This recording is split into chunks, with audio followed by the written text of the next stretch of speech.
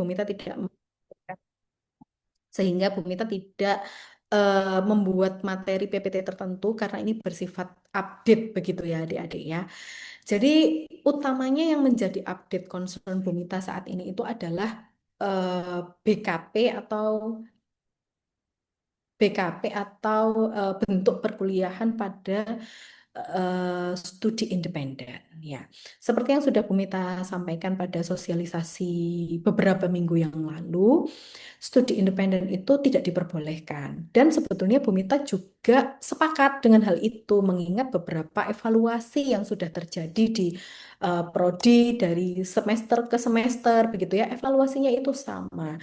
Jadi beberapa penyelenggara studi independen itu tidak amanah, gitu ya, tidak amanah itu dalam arti mereka itu ya sudah kamu bayar, kamu tuh maksudnya kalian ya, Rek, ya, mahasiswa ya. Kalian bayar, terus kemudian kalian dikasih materi yang mungkin materinya sudah tersimpan di LMS-nya mereka, terus kemudian ya mungkin sekali dua kali kalian ketemu mentor, terus dikasih tugas gitu ya. Ini bukan best practice ya ini ya, menurut Bumita ini worst practice sih ya. Jadi yang paling menyedihkan itu adalah mereka itu tidak menyediakan final project. Jadi beberapa penyelenggara Stupen itu tidak menyelenggarakan final project. Atau kalau kamu mau ada final project ya kamu harus bayar lagi. Nah, seperti itu gitu ya. Nah, tentunya itu adalah hal-hal yang tidak diharapkan baik oleh program studi maupun sampai ke tingkat universitas yang ada di mobilitas akademik begitu ya adik-adik ya. Tetapi melihat perkembangan adik-adik bahwa banyaknya mahasiswa angkatan 2024 yang harus berkegiatan di luar kampus begitu, maka update terbaru dari Direktorat Mobilitas Akademik tetap membolehkan adik-adik mengambil BKP studi independen. Gitu ya. Bumita nggak tahu apakah ini kabar baik yang harus disambut dengan tepuk tangan gitu, ataukah eh, ini tetap menjadi apa ya, harus menjadi perhatian bagi program studi untuk melakukan controlling begitu ya. Nah, karena nanti juga akan saya sampaikan ke DPL, dosen pembimbing lapangan yang ada di Prodi begitu untuk lebih banyak melakukan controlling ke adik-adik yang melakukan BKP studi independen gitu ya. Controlling pertama adalah satu memastikan bahwa adik-adik ini memang betul-betul dibimbing begitu ya, atau memang benar-benar belajar, tidak hanya sekedar kalian dikasih materi terus kemudian kalian ditinggalkan, tidak, tetapi memang ada proses eh, pembelajaran di situ, ada tutornya begitu ya, terus kemudian ada materinya, ada tugasnya yang memang memungkinkan adanya komunikasi interaktif antara kalian dengan pihak penyelenggara stupennya. Itu yang pertama. Kemudian yang kedua adalah event studi independen ini diperbolehkan, tetapi tetap menyimpan beberapa syarat lainnya. Nah, ini tolong diperhatikan karena ini inti dari pertemuan ini adalah kita membahas secara teknis bagaimana pelaksanaan Stupen tahun ini itu ternyata berbeda dengan pelaksanaan Stupen sebelumnya.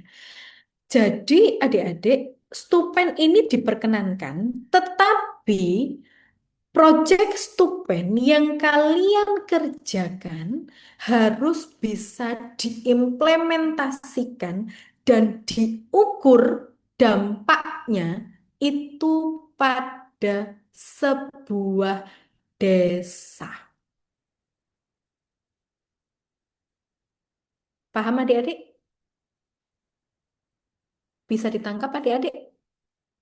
Kok untuk suara nih Ya, Yogi? ya, Sejauh Ibu. ini paham, Bu. Bisa Bisa, Bu, Bu. bisa. Paham. Ya Ya, Ibu, ya. sehingga stupen ini melibatkan setidaknya tiga stakeholder, adik-adik. Jadi yang stakeholder pertama itu adalah mahasiswa, kemudian stakeholder yang kedua itu adalah pihak ketiga penyelenggara stupen, entah itu Decoding, Phoenix, Nurul Fikri, eh Accelerates gitu ya, itu yang paling populer di sini gitu ya. Itu yang kedua. Kemudian yang ketiga itu adalah mitra desa gitu ya, mitra desa. Tuh, jadi ada tiga gitu. Bu, bagaimana Bu kami mengintegrasikan tiga tiga stakeholder ini? Nah, itu harus direncanakan sejak awal, adik-adik. Contoh nih, misalkan Ali mau ambil studi independen di decoding, gitu ya Ali ya. Terus kemudian Ali akan ambil eh, fokus belajarnya di data science, misalkan gitu ya, data science. Maka nanti Ali sudah harus me, apa ya, memperkirakan atau membuat rancangan gitu ya. Nanti kira-kira mini projectmu di bidang data science itu akan Ali terapkan di desa apa? Seperti itu. Kemarin Bu Mita sudah mencoba menjalin komunikasi begitu. Apakah dari universitas ini menyediakan mitra kerjasama desa? Karena ini tingkatnya tingkat desa ya adik-adik ya. Jadi tingkatnya bukan RT RW, tapi tingkatnya desa. Nah, dari mobilitas akademik itu boleh kalau ingin mendapatkan eh, data desa binaan UNESA itu boleh mencari datanya ke mobilitas akademik, itu dipersilahkan. Tapi kalau misalkan adik-adik merasa, oh Bu, di desa dekat rumah saya, oh Bu, di desa tempat nenek saya tinggal, nanti akan saya implementasikan di desa eh, rumah saya, di kampung halaman saya, itu juga diperbolehkan adik-adik. Gitu ya. Yang penting syaratnya itu adalah ada pada tingkat desa yang di situ nanti surat pernyataan berdampak itu akan ditandatangani oleh kepala desa. Oke, paham adik-adik? Jadi stupennya itu sekarang nggak cuma dua sisi aja, nggak cuma mahasiswa penyelenggara stupen, kemudian ada DPL, tidak. Tetapi mahasiswa penyedia stupen, DPL, dan yang terakhir adalah desa. Karena desa ini tempat kalian mengimplementasikan atau mengukur seberapa dampak yang kalian kerjakan, mini project yang kalian kerjakan di stupen itu berdampak pada suatu desa. Gitu ya adik-adik ya. Oke, guys, paham? Ada pertanyaan sampai di sini?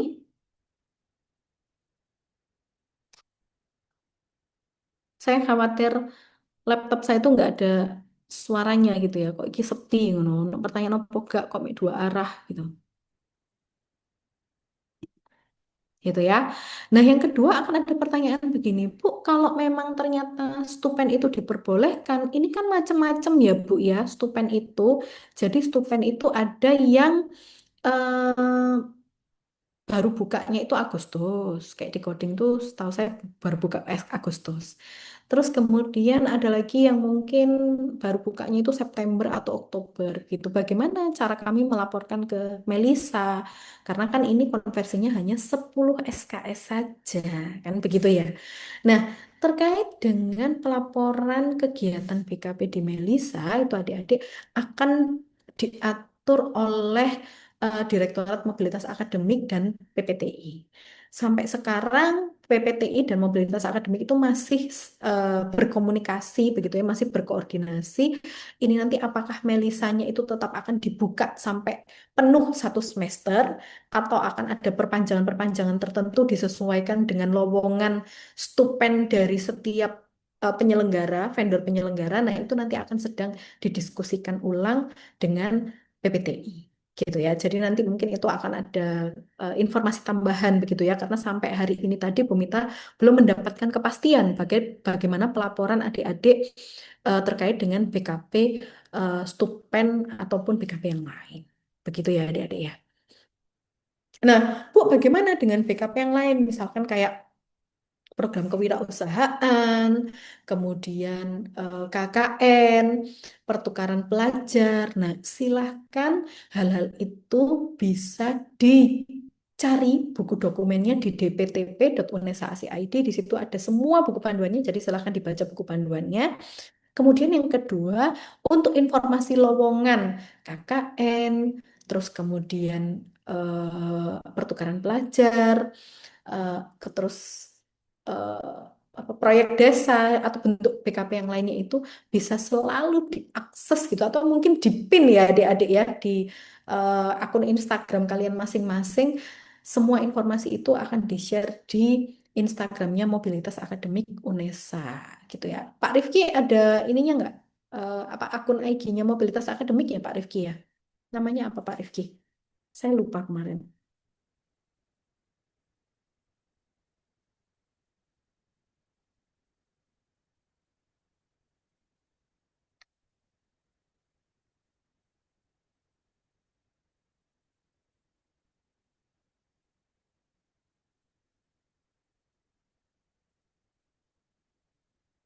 Ada pertanyaan adik-adik sampai di sini? Tadi Instagramnya apa mobilitas akademik apa ya Pak Rifki ya? Bisa di apa di share Pak Rifki biar Sudah di adik-adik. chat, Bu. Oh, udah di chat. Oke, di chat ya adik-adik ya, di kolom chat ya. Jadi harapannya dari apa update sosialisasi ini adik-adik nggak ini ya, nggak apa namanya, nggak banyak bertanya lagi ya terkait dengan pertanyaan apakah boleh sebetulnya stupen itu diselenggarakan. Kaisa. Baik Ibu, sebelumnya izin bertanya, Hmm.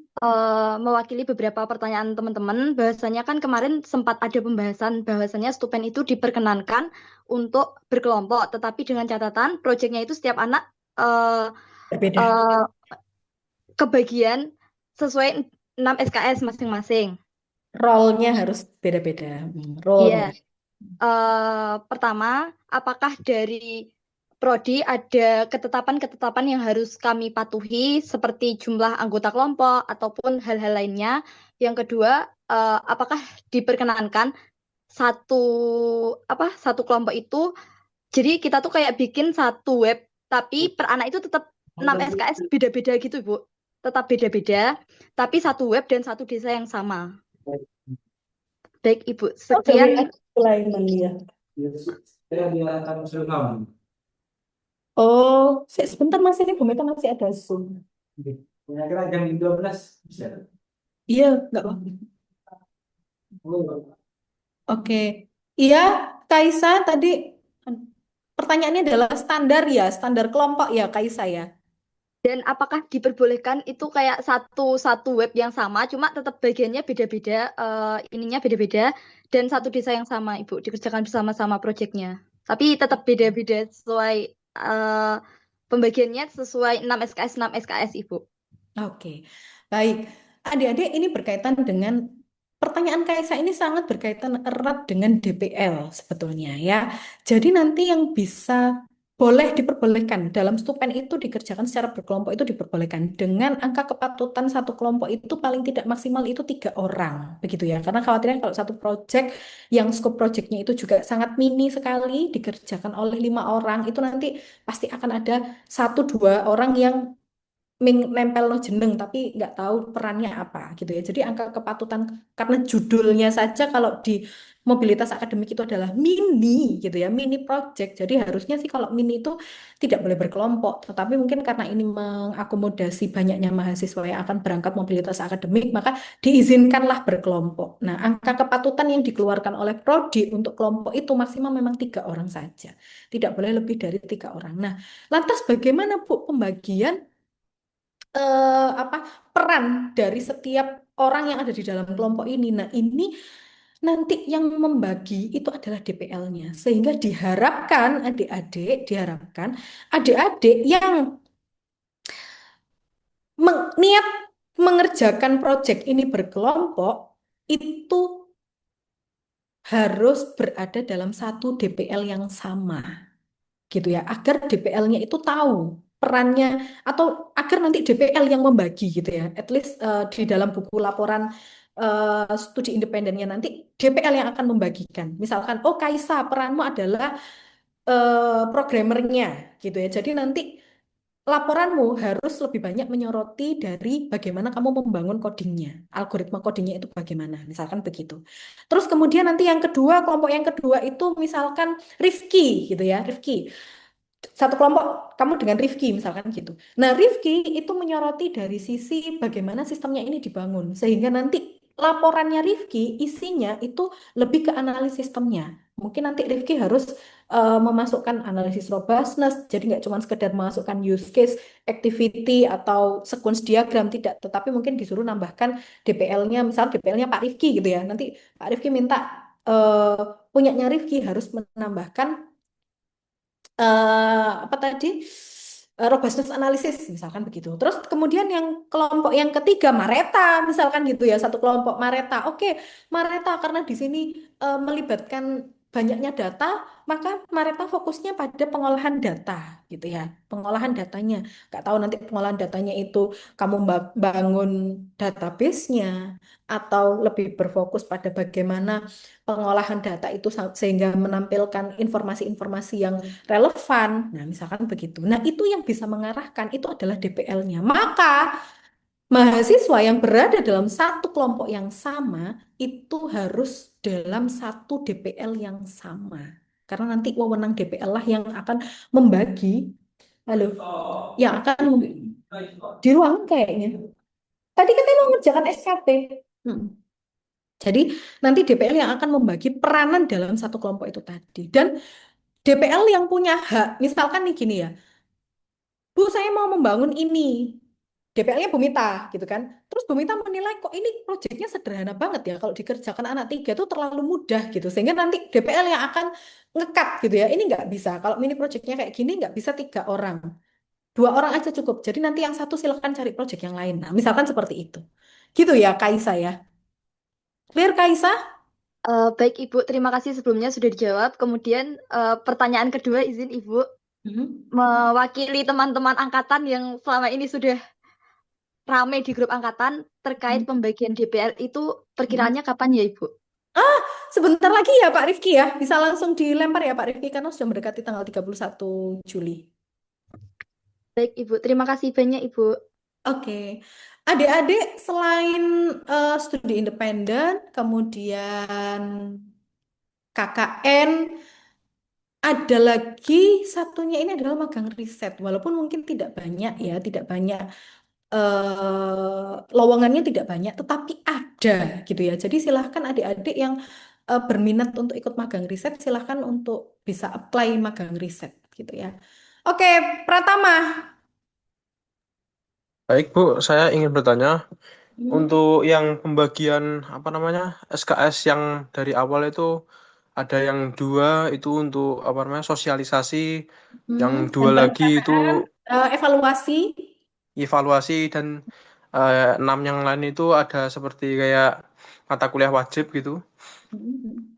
Itu bagaimana ya, Bu? Apakah apa namanya apabila kita sudah melakukan sosialisasi nih yang nanti akan dilaksanakan tanggal 27, terus nanti bentuk dari evaluasi ini seperti apa ya, Bu ya? Nah, pertanyaan yang bagus nih. Bagus banget ini Pratama pertanyaannya. Oke, adik-adik. Jadi adik-adik, karena konversi semester ini adalah 10 SKS, begitu ya. 10 SKS itu terbagi dalam 2 SKS untuk perencanaan. Nah, 2 SKS perencanaan ini dibuktikan dengan kalian mengikuti sosialisasi. Gitu. Makanya kemarin pada saat melakukan sosialisasi kan diminta Pak Rifki untuk ini ya, apa selfie ya kemarin ya, diminta Pak Rifki untuk selfie atau upload bukti kehadiran gitu ya. Nah, itu salah satu bentuk bukti bahwa kalian sudah melakukan proses perencanaan. Yang kedua, nanti setelah tanggal 31 Juli, Melisa itu akan dibuka adik-adik. Kalian wajib untuk mengunggah proposal ya, proposal mini project dari BKP yang akan kalian kerjakan. Kalau stupen ya berarti stupen, nek magang riset berarti proposal magang riset bersama dosen. Kalau KKN berarti proposal KKN-nya. Pokoknya intinya bikin proposal gitu ya. Nah, kemudian nanti yang 6 SKS itu akan diambilkan dari mata kuliah. Nah, mata kuliah ini kewenangan dari DPL-nya masing-masing. Jadi nanti misalkan DPL-nya Bumita, terus kalian melihat Bumita tahu kalian ngerjakan project X misalkan gitu ya. Oke, project X ini karena tadi peran setiap anak itu kan berbeda-beda ya tadi ya. Maka bisa jadi satu anak dengan anak yang lainnya dalam satu kelompok yang sama bisa jadi konversinya berbeda. Karena nanti tergantung sudut pandangnya yang dikerjakan itu apa sesuai dengan role atau perannya kalian. Bisa jadi nanti Kaisa dapatnya ADPL sama Manupro. Tapi ternyata nanti Rifki dapatnya bukan itu. Bisa jadi Rifki pembelajaran mesin sama IoT misalkan begitu. Jadi berbeda-beda tergantung perannya masing-masing. Nah itu yang menentukan adalah DPL nanti akan berkoordinasi dengan Prodi. Gitu ya. Nah kemudian yang dua terakhir evaluasi. Nah, evaluasi ini nanti dibuktikan dengan adik-adik wajib membuat laporan akhir, mengisi logbook, ya, dan membuat surat pernyataan berdampak di Melisa. Oke? Nah, kemudian kalian wajib melakukan presentasi hasil dengan DPL-nya masing-masing. Biasanya nanti di akhir sesi BKP ini nanti dosen-dosen itu akan biasanya ayo presentasi, silahkan online aja nggak masalah gitu ya. Ayo presentasi, sudah diupload laporannya, udah mengisi logbooknya, udah diupload surat eh, pernyataan berdampaknya, tinggal yang terakhir adalah presentasi gitu. Gitu ya, Pratama ya, dan Iya teman-teman Bu. yang lain ya. Satu lagi Bu, yang kan laporan ini kan dimulainya pada setelah tanggal 31 Juli ya Bu ya. Habis Mhm. itu eh, kita kan harusnya ada berapa bulan gitu untuk mengerjakan atau mengembangkan apa namanya program kita. Nah, Mhm. setelah itu kalau misalnya program kita itu belum jadi ataupun laporannya itu belum jadi setelah 31 September gimana Bu? Nah, itu yang masih masih masih harus dikomunikasikan lagi dengan dengan tim mobilitas akademik ya. Apakah sistem di Melisa itu akan dibuka terus selama 1 semester atau memang akan betul-betul di close 31 September itu yang nanti akan ada info lanjutan di grup community. Gitu ya, Pratama. Ya Bu. Oke, Amira. Amira. Baik Ibu, izin bertanya, memfollow up untuk sosialisasi yang pertama itu kan Ibu bilang kontes yang lolos Belmawa itu bisa dikonversi ya Ibu. Sedangkan saya sedang mengikuti kontes robot terbang Indonesia dan itu kalau misal bisa dikonversi, nanti luarannya dalam bentuk apa ya Ibu? Kalau KRTI, PKM ya, PKM ro- PKM itu kan termasuk kontes di dalamnya kontes robot juga. Itu nanti konversinya ke magang riset. Konversinya ke magang riset Amira nanti Amira. Jadi nanti kalau Kalau pilihan pilihan lapornya di Melisa, kamu pilih yang magang riset. Nah, terkait dengan dosen ya, karena magang riset itu harus menyertakan dosen pembimbing yang dari prodi. Mungkin kan kalau KRTI kan bisa jadi dosen pembimbingmu kan orang elektro ya. Orang elektro atau orang apa? Amira, dosen mana Amira? iya benar Ibu, orang elektro. Nah, nanti kan pembimbingnya dari elektro. Tetap nanti Amira harus memilih satu orang dosen yang dipilih Amira untuk membimbing di Prodi TI. Karena magang riset itu harus dicantolkan secara administratif itu harus dicantolkan pada satu dosen pembimbing lapangan di Prodi. Jadi biar nanti tetap kontrolnya dari Prodi. Gitu Amira. Oh, baik Ibu, kalau bentuk luarannya itu berarti tetap Eh, project kah Ibu? iya draft publikasi. Oh, baik Ibu. Kalau Terima magang kasih. riset kan kalau kita karena jadi kamu tadi menang, kamu ikut kontes lomba konversinya ke magang riset. Kalau magang riset output luaran produknya itu adalah draft publikasi, gitu ya, draft publikasi yang Amira sebagai penulis pertama, gitu ya Amira ya. Baik Ibu, terima kasih. Oke, ada lagi adik-adik? Ada yang tanya di chat apa ya? Apakah bisa kalau mitra kerjasamanya adalah UMKM di desa? Apa harus kerjasama dengan balai desa? Misalnya mau digitalisasi.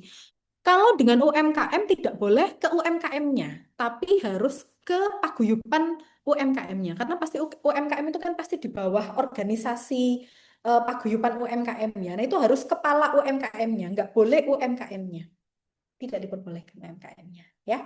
Jadi misalkan UMKM bakso Bu ini apa bakso atau kerajinan batik gitu ya. Kerajinan batik ini saya apa tetangga saya ini pengrajin batik. Nah, yang tanda tangan pengrajin batiknya nggak boleh. Jadi harus kayak ketua paguyuban UMKM-nya di desa itu yang diketahui oleh kepala desa. Karena biasanya paguyuban UMKM itu pasti diketahui oleh kepala desa gitu. Clear ya Dimas? Nabil, kalau kota kan tidak ada desa, lingkupnya jadi kelurahan bagaimana? Ya lurah itu kan desa, Nabil. Lurah itu kan ya dikepalai oleh kepala desa, Nabil. Nih, Nabil, ayo keluarkan emosi, on mic Nabil. Diguyu.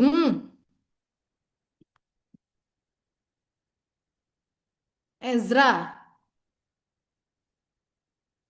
mau tanya untuk laporan bagi pertukaran pelajar, tiba-tiba laporan.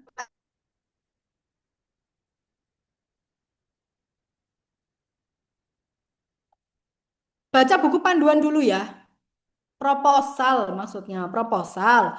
Ya proposalnya harus diajukan sebelum diajukan mulai tanggal 31 itu ya, Ezra.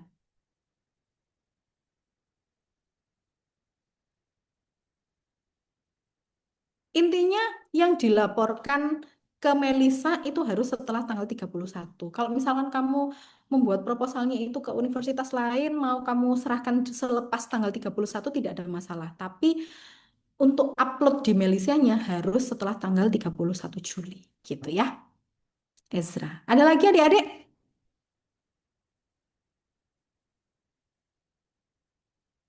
Ibu, izin Sopo iki? Hikmal. Permisi Bu, mau bertanya. Tadi kan terkait laporan yang berkelompok itu kan sesuai dengan rule-nya masing-masing. Nah, kemudian untuk yang proposal itu apakah sama seperti itu? Kalau proposal boleh sama, boleh sama. Makanya itu kalau event menyusun proposal pun kan ya tetap harus bimbingan ke dosennya ya adik-adik ya, harus lapor ya adik-adik ya. Harus lapor Pak Rifki, Bu Mita, Bu Farhana gitu ya. Perkenalkan saya Eksa Hardian, saya mau ngajukan stupen eh mau ngajukan stupen untuk ini secara berkelompok. Nah, nanti kan pasti akan ada arahan dari DPL-nya gitu ya. Apakah proposalnya boleh sama atau mungkin di proposal sudah harus disebutkan secara eksplisit begitu. Misalkan saya ke bagian ini, si X ke bagian ini, si Y ke bagian ini. Nah, itu nanti kan eh, kontennya bisa didiskusikan dengan DPL gitu ya. Eksa, iya Bu. S, apakah suara saya sudah kedengaran Bu? sudah. Permisi Bu, saya izin bertanya. Mungkin ini Mm-mm. agak di luar dengan angkatannya. Ini untuk angkatan 23. Mm-mm. Ibu, ini berkaitan dengan pendaftaran di Melisa. Di Mm-mm. Melisa itu kan diwajibkan kita untuk membayar UKT.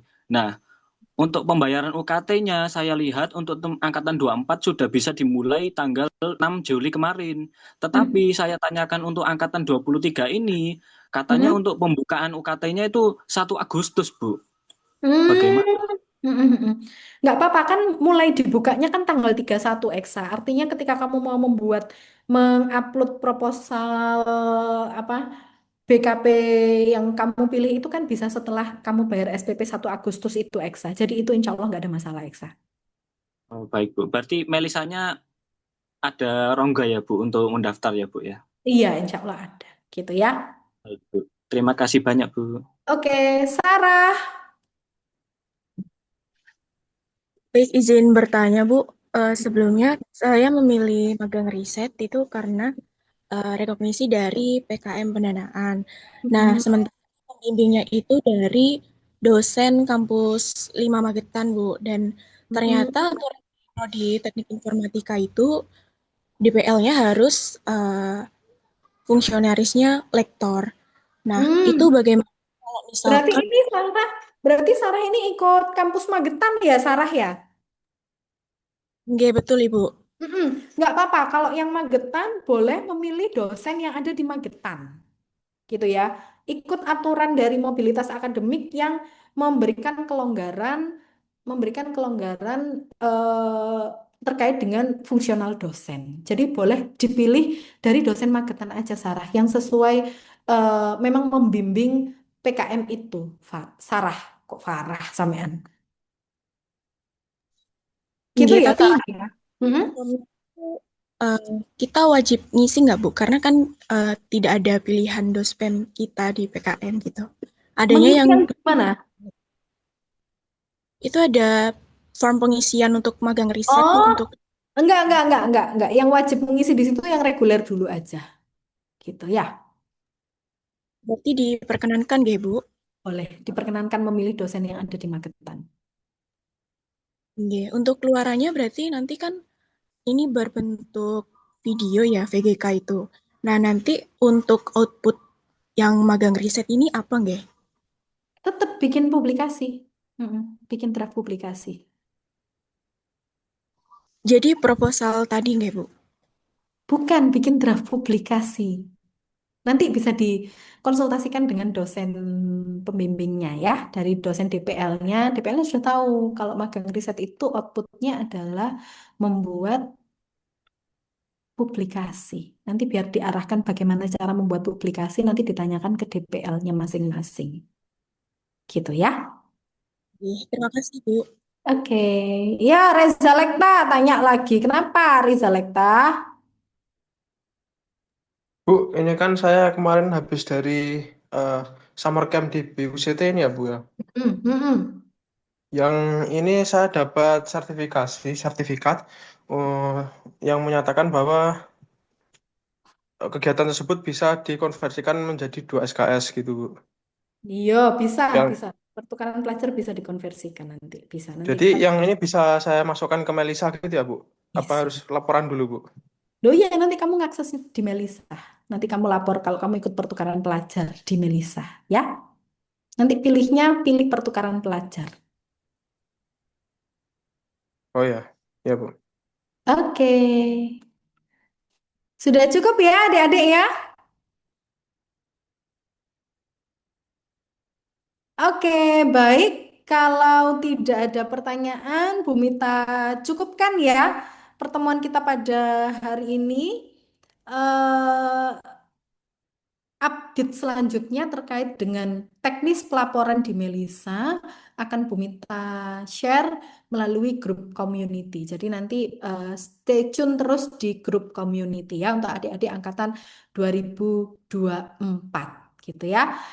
Terima kasih adik-adik, sehat selalu. Farhan, Farhan, Nabil semangat ya Nabil ya. Cari desanya nanti ya Nabil, Nabil Akbar. Mana Nabil Akbar? Bumita pengen tahu suaranya. Pinter nge-MC iki. Oh, langsung agri tepuk tangan nih. Kamu kenapa Nabil kok close kamera Nabil? Bangun tidur tak kamu?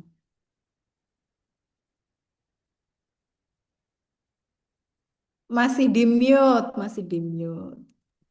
Oh, lagi ikut. Oke, ya wes. Oke, ya wes kalau gitu. Semangat ya Nabil ya. Adik-adik yang lain semangat ya. Cari BKP-nya. Insya Allah semuanya pasti dapat BKP yang terbaik ya. Bu Mita pamit dulu teman-teman. Assalamualaikum warahmatullahi wabarakatuh. Sehat selalu. Waalaikumsalam warahmatullahi wabarakatuh. Terima kasih, Bu.